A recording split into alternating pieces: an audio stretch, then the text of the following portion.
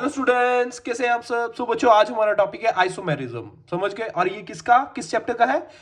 Organic chemistry वाला नहीं है ये कोऑर्डिनेशन कंपाउंड्स वाला आइसोमेरिज्म है। समझ गए।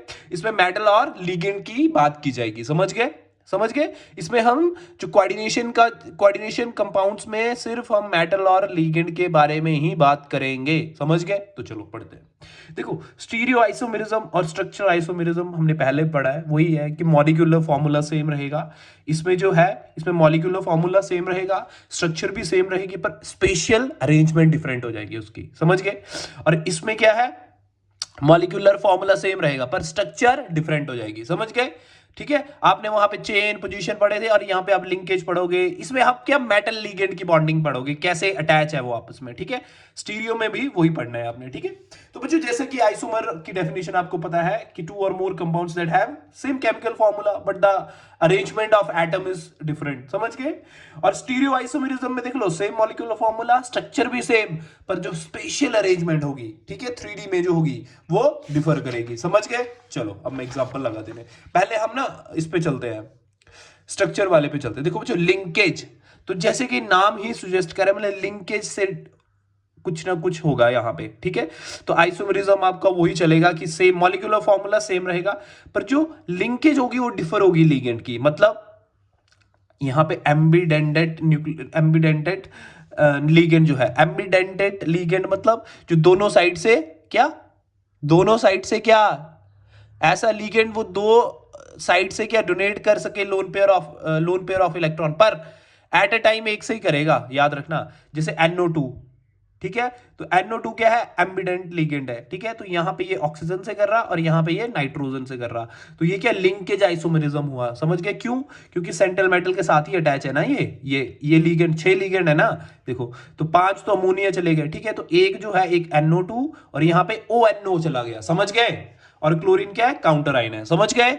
चलो अब कोऑर्डिनेशन आइसोमेरिज्म, मतलब ये देखो, आपने कभी भी कोई भी डेफिनेशन पढ़नी है, याद करनी है, तो उसको ना थोड़ा समझ लिया करो कि किस चीज के लिए पूछी है। देखो, कोऑर्डिनेशन मतलब आपस में क्या कर रहा होगा, कोऑर्डिनेशन हो रहा होगा इनका। ठीक है। कोऑर्डिनेशन किस वे में बताओ, कि जुड़े जो होंगे आइसोमेरिज्म, उनमें मतलब लिंकेज जो कोऑर्डिनेट हुआ होगा ना बॉन्ड मेटल के साथ, उसमें कुछ ना कुछ डिफरेंस आ रहा है। देखो, this isomerism arises to interchange of ligands, cationic and anionic entities of different, मतलब देख लो, कोऑर्डिनेट मतलब जो जुड़ा था उसमें, लिगेंड जो मेटल के साथ जुड़ा था उसमें चेंज आ रहा है। देखो, मेटल यहां कोबाल्ट है, कैटायनिक पार्ट एनायनिक, तो इसमें क्या हो रहा है, देखो ये मेटल थी ना यहां दोनों, तो देखो इन मेटल के जो लिगेंड्स है वो स्विच कर गए, इसके पास इसका आ गया, इसके पास इसका आ गया। समझ गए।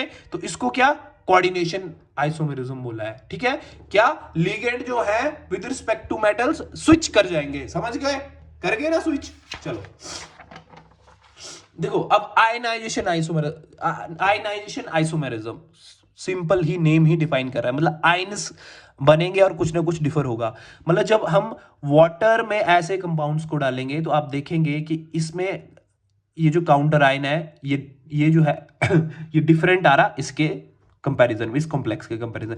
दोनों का मॉलिक्यूलर फॉर्मूला सेम है, पर काउंटर आयंस डिफर हो जाएंगे, क्योंकि जब इसमें वाटर में डालेंगे तो किस किस केटाइन और एनाइन में टूटेगा, ये Br नेगेटिव और ये कॉम्प्लेक्स पॉजिटिव, ये नेगेटिव और ये पॉजिटिव। तो देखो, अंदर से लीगेंड एक बाहर चला गया और ये वाला काउंटर आयन अंदर चला गया। समझ गए।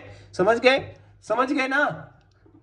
समझ गए। तो इधर क्या है, जो आयंस बनेंगे ना, मॉलिक्यूलर फॉर्मूला दोनों का सेम है, पर जो आयंस बनेंगे वो डिफरेंट बनेंगे। समझ गए। यहां पे काउंटर आयन ब्रोमीन है, यहां सल्फेट है। समझ गए।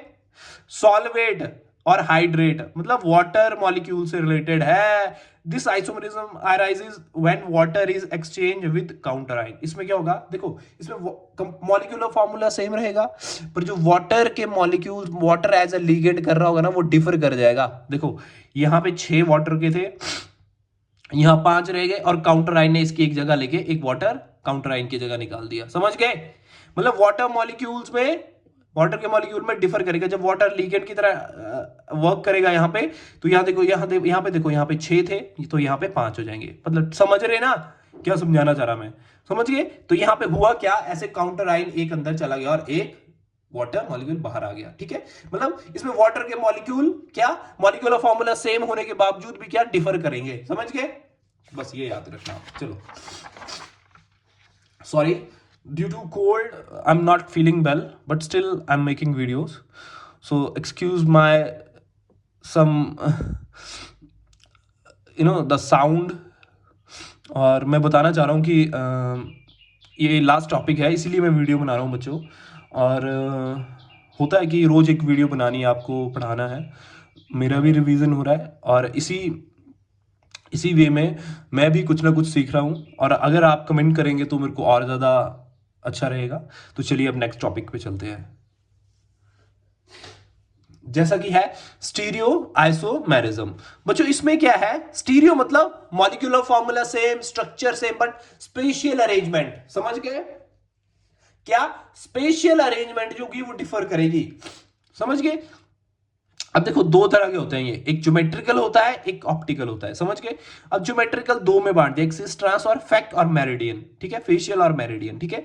ऑप्टिकल आइसोमेरिज्म बच्चों आपको पता है, अगर कोई भी मॉलिक्यूल ऑप्टिकल एक्टिव है तो वो प्लेन पोलराइज्ड लाइट के साथ छेड़छाड़ करेगा। छेड़छाड़ इन व्हाट सेंस, अगर उसको वो राइट में घुमा रहा है, लेफ्ट में घुमा रहा है तो ऑप्टिकल एक्टिव होगा, अगर कुछ छेड़छाड़ नहीं कर रहा तो ऑप्टिकल इनएक्टिव है, समझ गए, समझ गए।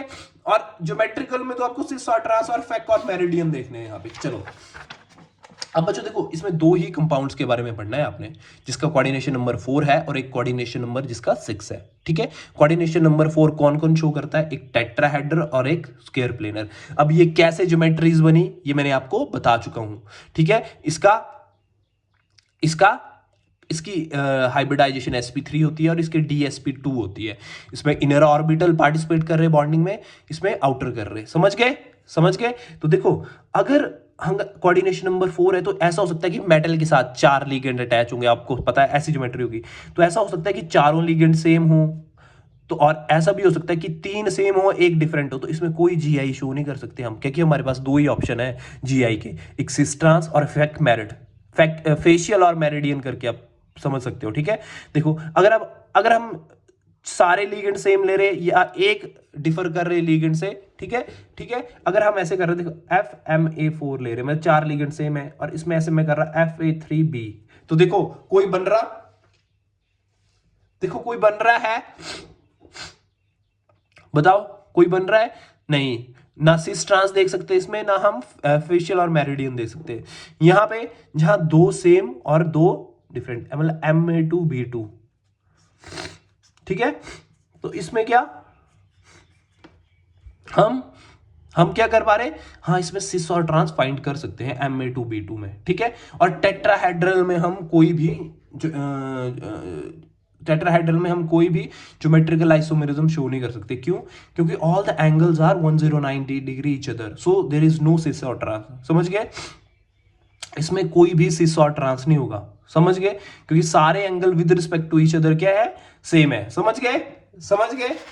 चलो अब कोऑर्डिनेशन नंबर 6, चलो पता है ऑक्टाहेड्रल है, तो आपने इसमें बच्चों हम अरेंजमेंट ले रहे हैं मेटल के साथ लीगेंड्स की। अब हमने किया कि 6 के 6 लीगेंड सेम ले लिए तो कोई जीआई नहीं, 5 लीगेंड सेम ले लिया और एक डिफर कर लिया तो भी कोई जीआई नहीं। अब इसमें हमने 4 सेम लिए, 2 डिफरेंट लिए, तो ये ट्रांस बन गया और ये सिस बन गया, क्योंकि 2 लिगेंड सेम आ गए और ये डिफरेंट चले गए, ठीक है। और इसमें अरेंजमेंट में भी क्या, अगर हमने 3 लिगेंड सेम ले लिए और 3 डिफर, तो फैक्ट और मेरिडियन बन गए। क्यों बन गए, क्योंकि ये ट्राइंगल एक साइड बन रही है अलग, एक बार एक साइड, और अगर इसमें बना रहे हम तो ये ट्राइंगल क्या करेगी, देखो एक ये ट्राइंगल बनेगी और एक, सॉरी, ये एक ऐसी ट्राइंगल मतलब काट रही है यहां पर, तो वो मेरिडियन होगा, समझ गए, समझ गए ना। So that's it for today. सो आपका चैप्टर 1 खत्म हो चुका है बच्चों, एक, ठीक है, कोऑर्डिनेशन कंपाउंड्स का। सो होप सो आप इसको चैप्टर को आराम से पढ़ेंगे। अगर कोई भी कंफ्यूजन है तो आप मेरे को कमेंट करके बता सकते हैं। Thank you so much, bye bye, take care.